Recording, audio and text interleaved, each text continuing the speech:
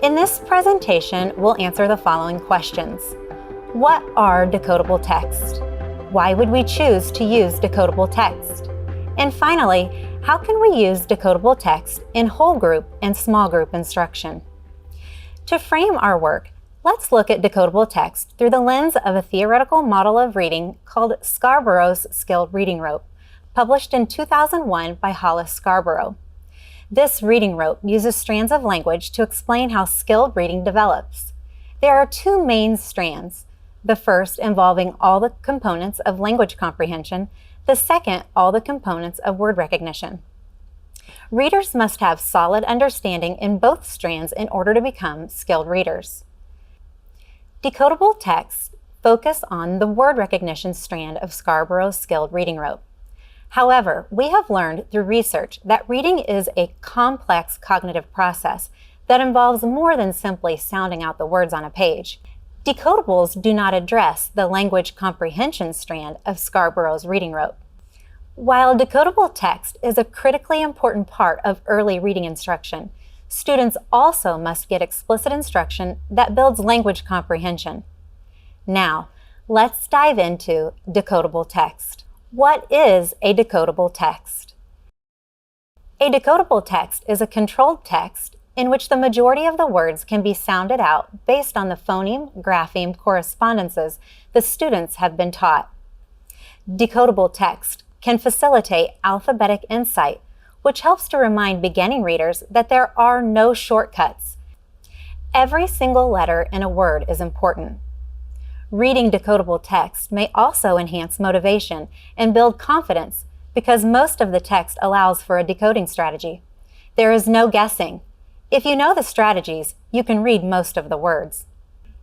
Research suggests that students who read decodable text actually developed stronger decoding skills compared to students who read from texts that were not decodable. This is evidence that instruction using decodable text help build students' decoding skills, making them stronger readers. What does a decodable text look like? First, the text should not be able to be determined by the picture. Instead, students need to use their decoding strategies to practice reading words in meaningful context. Finally, most of the words in this text are considered to be decodable based on the skills that students have learned in the scope and sequence. Remember, decodable texts provide multiple cumulative chances to practice the skills learned in phonics instruction. Many texts are labeled as decodable, but how do we figure out if a text is decodable for the students in our care? We know that decodable text helps students practice the decoding skills they have been taught. So we want to align our decodables with a scope and sequence. Let's see what that looks like. Skills that are considered decodable for students must have been taught. On this mock scope and sequence, students have been taught the skills that are highlighted in yellow. Look at this list of words. Pause the video now to determine which words would be considered decodable. Since students have only been taught the skills highlighted in yellow, they haven't yet learned the phoneme-grapheme correspondences for letters D, O, and C. This tells us that for this group of students, the words tad and caught wouldn't be considered decodable, since they haven't yet learned those skills. The question of whether or not a text needs to be 100% decodable is widely debated. Some believe that all of the skills in a decodable text must have been explicitly taught in order for it to be considered decodable. However, the degree of decodability that is needed in order to produce positive outcomes is debated. A general consensus is that the majority of skills in a text should have been previously taught in order for it to be considered decodable. This includes the phonics skills included in the decodable text, as well as any high frequency or irregular words. If a text is labeled as decodable, it may or may not be actually decodable to your students, depending on the skills those students have been taught. Why is decodable text helpful in the process of learning to read? Decodable text provide practice for students on the phonics skills they're learning. Musicians and athletes wouldn't perform without practice, and early readers need that practice as well. In fact, the acquisition of alphabetic knowledge is enhanced when students have plenty of opportunities to read words that exemplify the links between graphemes and their pronunciations. In order for a word to be read quickly by sight, current theories supported by research suggest that it needs to be orthographically mapped in the brain.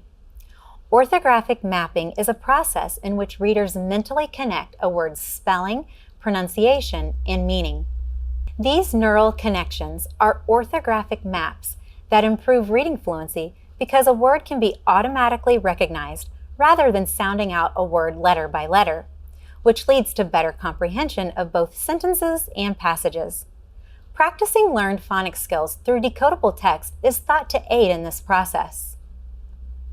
In this example of an orthographic map, the letters are recognized in order S, T, A, R. The sounds are recognized as S, T, R, and the meaning is recognized as this shape. When all of these three pieces are known, the word may be orthographically mapped, allowing it to be recognized by sight in the future. Orthographic maps are incredibly important to us as readers. Without them, we must focus on each individual word in a story, decoding each individually. Orthographic mapping allows readers to instantly recognize words, allowing their focus to be on comprehension. They can focus on the forest, not each individual tree. Researchers agree that decodable text allows students to practice and improve decoding and aligns with theories of reading development that view deliberate decoding of text as critical to early stages of reading development.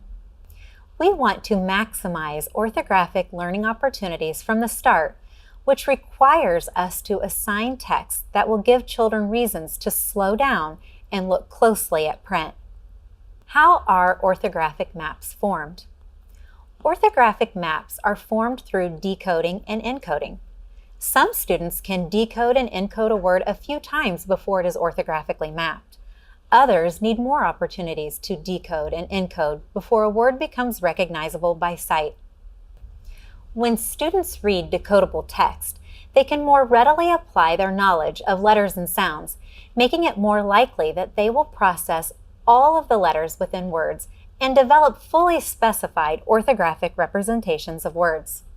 Collectively, the results indicate that decodability is a critical characteristic of early reading text, as it increases the likelihood that students will use a decoding strategy and results in immediate benefits, particularly with regard to accuracy. Orthographic exposure that creates opportunities for self-teaching is what strengthens children's neural pathways. There are three purposes of decodable text.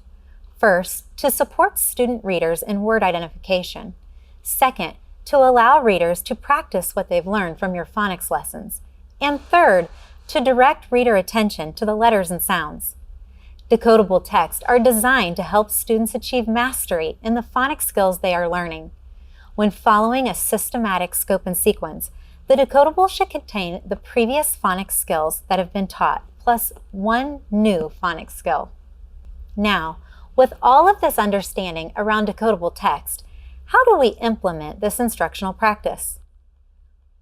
We'll discuss the continuum of reading support, routines for use in whole and small group, as well as additional scaffolding for students who need further support. Recall that in Scarborough's reading rope, word recognition consists of phonological awareness, decoding, and sight recognition of familiar words. We have learned through research that instruction using decodable text is effective in building word recognition.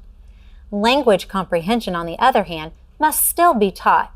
While the routines that follow provide structure around decodable text instruction, keep in mind that other types of text should still be used for activities such as read-alouds in order to build language comprehension.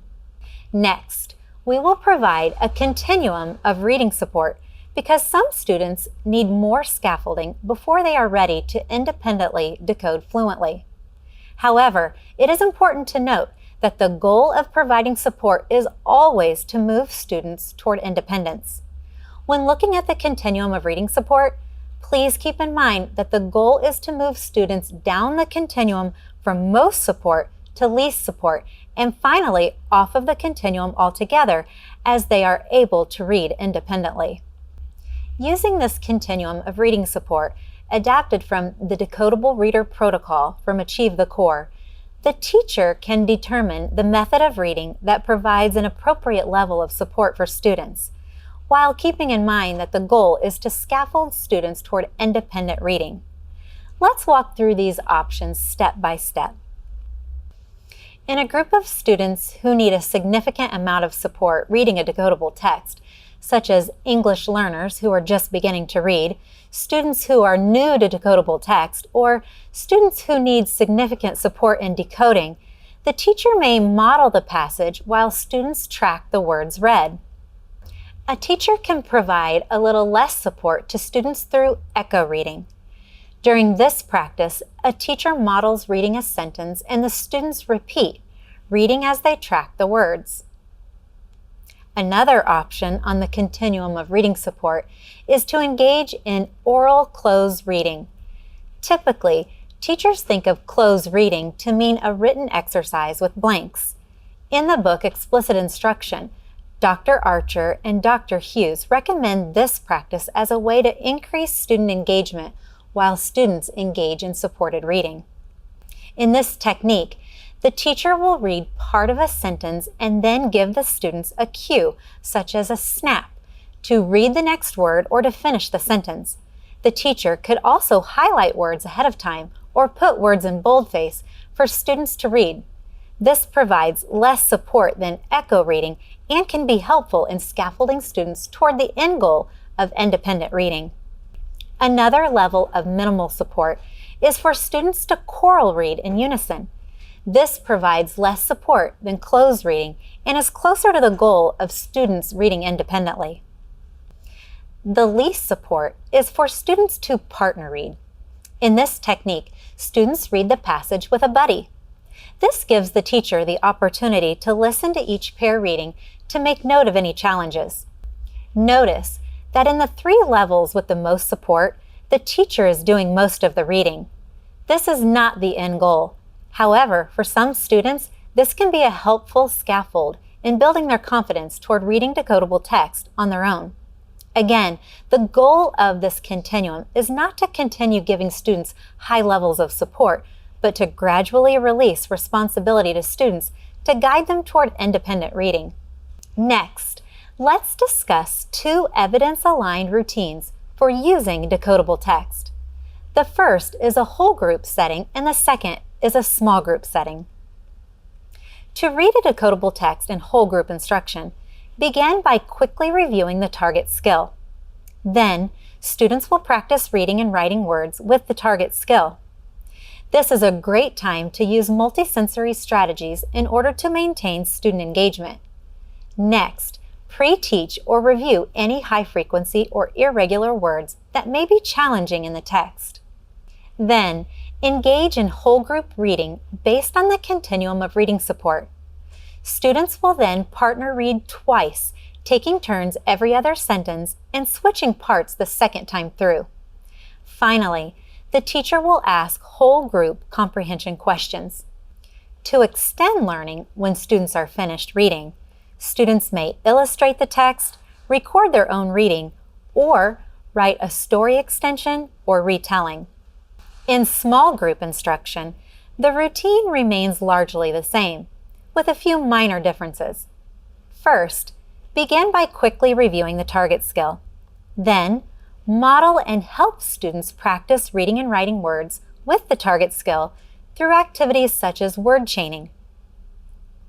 Next, pre-teach or review any high-frequency or irregular words that may be challenging in the text.